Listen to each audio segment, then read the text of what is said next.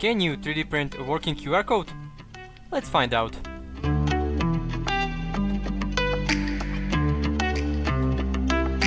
I started by creating a QR code on the internet. After that, I threw it to the Fusion 360 and modeled it. From there, it went straight to the printer.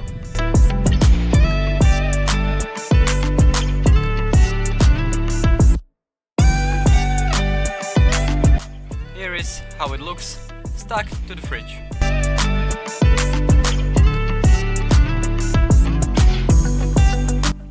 I tried it out and it seems to work fine.